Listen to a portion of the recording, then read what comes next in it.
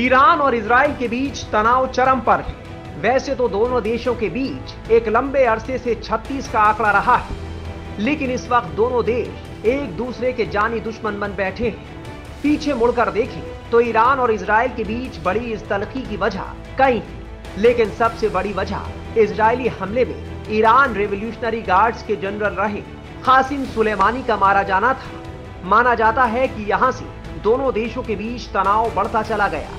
इसी महीने इजराइल ने सीरिया में ईरानी वाणिज्य दूतावास पर हमला किया था, जिसमें ईरान रेवोल्यूशनरी गार्ड्स के 2 कमांडर समेत 13 लोग मारे गए थे। इसके बाद से दोनों देशों के बीच तनाव ने नया रूप ले लिया। ईरान ने इस हमले के बाद कहा था कि वो इजराइल से बदला जरूर लेगा। 13 अप्रैल की देर रात को ईरान ने इजराइल पर करीब 350 मिसाइल और ड्रोन से हमला किया। अब इजराइल कह रहा है कि वो ईरान से बदला जरूर लेगा। ईरान के इजराइल पर हमले को 72 घंटे से ज्यादा का वक्त हो चुका है, लेकिन इजराइल ईरान पर अब तक सीधे जवाबी हमला नहीं कर पाया है। इजराइल को अमेरिका का खुला समर्थन भी है, उसके बावजूद इजराइल ईरान से सीधे पंगा लेने की हिम्मत नहीं कर रहा। ये दूसरी बात है कि इजराइल ईरान समर्थित हिजबुल्लाह और हमास को जरूर निशाना बना रहा है। इजराइल ने लेबनान के बाद गाजा पट्टी पर 24 घंटे में 40 बार एयर स्ट्राइक की। उसके फाइटर जेट्स ने हमास आतंकियों के ठिकानों पर ताबड़तोड़ बमबारी की, मिसाइलें और रॉकेट्स दागे। खबर है कि जमीनी लड़ाई में इजरायली सैनिकों ने दर्जनों हमास आतंकियों को मार गिराया है। ईरान पर आरोप लगते रहे हैं कि वो हमास को पैसे, हथियार और बाकी साजो सामान मुहैया कराता है।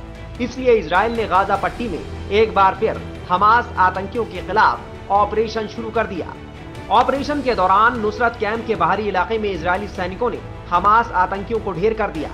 इजराइल ने 16 अप्रैल की रात लेबनान में निशाना बनाकर किए गए हमले में ईरान समर्थित गुट हिजबुल्लाह के 2 कमांडरों को ढेर कर दिया था। लेकिन सवाल है कि 3 दिन गुजर जाने के बाद भी इजराइल ईरान को उसी की भाषा में जवाब क्यों नहीं दे पा रहा। जानकार इसकी सबसे बड़ी वजह ईरान की बढ़ती ताकत को मानते हैं। भले ही डिफेंस बजट के मामले में ईरान इजराइल से पीछे है, लेकिन सैनिकों की संख्या और कई मामलों में ईरान इजराइल से कहीं आगे है। मीडिया रिपोर्ट्स के मुताबिक इजराइल का रक्षा बजट 24.2 अरब डॉलर का है, वहीं ईरान का रक्षा बजट 9.9 अरब डॉलर का है। अगर ताकत की बात की जाए तो इजराइल के पास 612 प्लेन है, जबकि ईरान के पास 551 प्लेन है।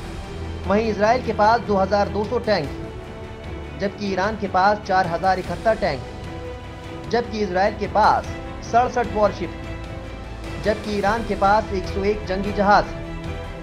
वहीं इजराइल के पास 43,000 आर्म व्हीकल है, जबकि ईरान के पास 65,000 आर्म व्हीकल है।